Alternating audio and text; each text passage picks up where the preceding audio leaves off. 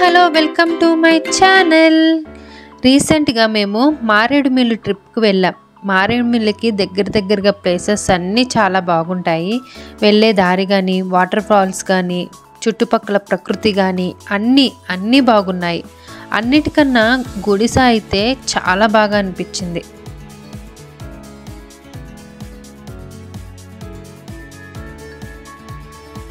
ప్రకృతి ఇచ్చే సవ్వడి, చెట్టు ఇచ్చే గాలి, మనసు ఇచ్చే ఆనందం, ప్రేమ ఇచ్చే అనుబంధం ఇచ్చే ఆప్యాయత ఎంతో విలువైనది. ప్రపంచంలో అన్నిటికంటే అందమైనది ఏది అంటే అది కేవలం ఈ ప్రకృతి మాత్రమే. అలాగే అన్నిటికంటే భయానకంగా కనిపించే కోపం కూడా ఒక ప్రకృతికే సాధ్యం.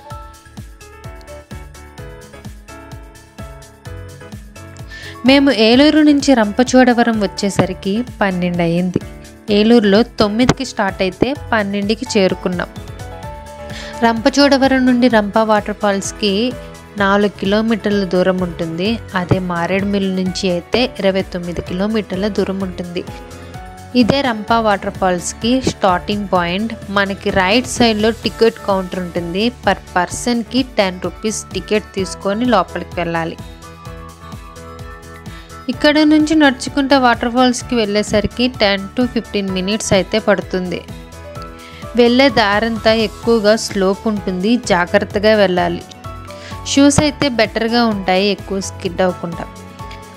మనం వెళ్ళే దారి సైడ్న ఇలాగా వాటర్ ఫ్లో అవుతూ ఉంటుంది.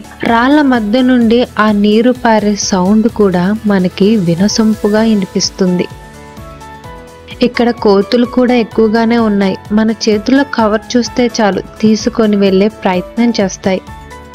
దారిలోనే ఒక చిన్న వాటర్ ఫాల్ కనిపించింది, అది చూడండి ఎలా ఉందో. ఇక్కడ నుంచి కొంచెం పైకి వెళితే వాటర్ ఫాల్స్ కనిపిస్తాయి. పిల్లలైనా పెద్దలైనా అందరూ నీళ్ళలో తడవడానికి మాత్రం అనుకూలంగా ఉంటాయి ఈ వాటర్ ఫాల్స్. యాక్చువల్లీ చాలామంది ఇదే మెయిన్ వాటర్ ఫాల్ అని అనుకుంటారు, కానీ కాదు. మనం ఇప్పుడు ఎంత దూరం అయితే నడిచొచ్చామో అంత దూరం పైకి నడవాలి. ఈ సైడ్ నుంచి నడవాలి. మనకి దారి కూడా సరిగ్గా కనిపించదు. సో ఇదే మెయిన్ వాటర్ ఫాల్ అని అనుకుంటారు మాలాగా.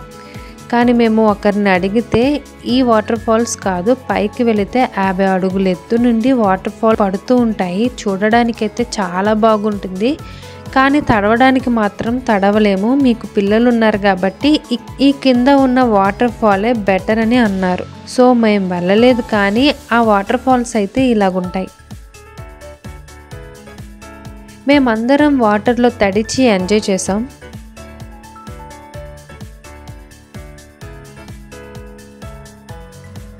పిల్లలైతే వాటర్లో ఆడుకున్నారు. ఇలా మా పాప అయితే ఫస్ట్లో వాటర్లో ఆడుకుంది, కానీ చిన్న చేపలు కనిపించేసరికి వాటర్లో కాలు పెట్టడానికి కూడా భయపడుతుంది. కాసేపు ఆడుకొని కావాల్సిన ఫొటోసు, వీడియోసు తీసుకొని ఇక్కడ నుంచి బయలుదేరాం ఆఫ్టర్నూన్ లంచ్ కోసం.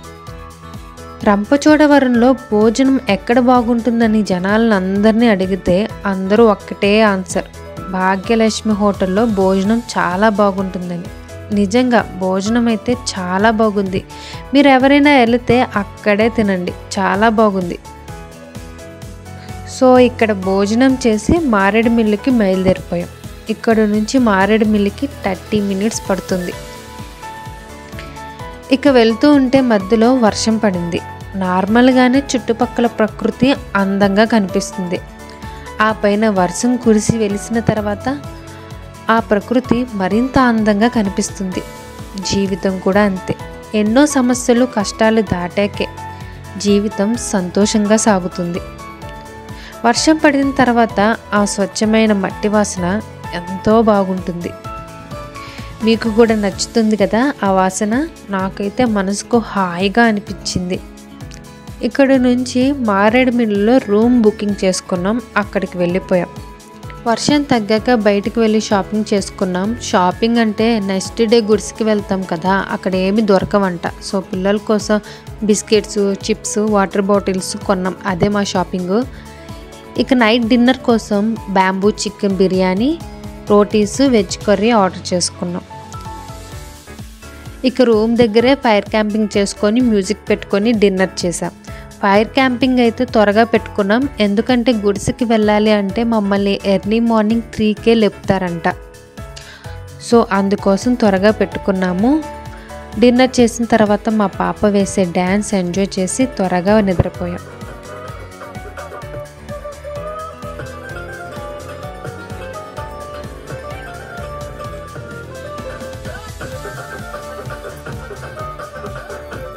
ఎర్లీ మార్నింగ్ 3కి లేచి 3:30 కల్లా వ్యాన్లో కూర్చొని ఉన్నాం.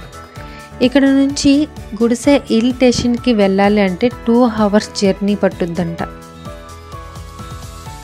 గుడిసె హిల్ స్టేషన్ గురించి మనం నెక్స్ట్ వీడియోలో తెలుసుకుందాం. నా వీడియో నచ్చినట్లయితే లైక్ చేయండి, షేర్ చేయండి, సబ్స్క్రైబ్ చేసుకోవడం మర్చిపోమాకండి.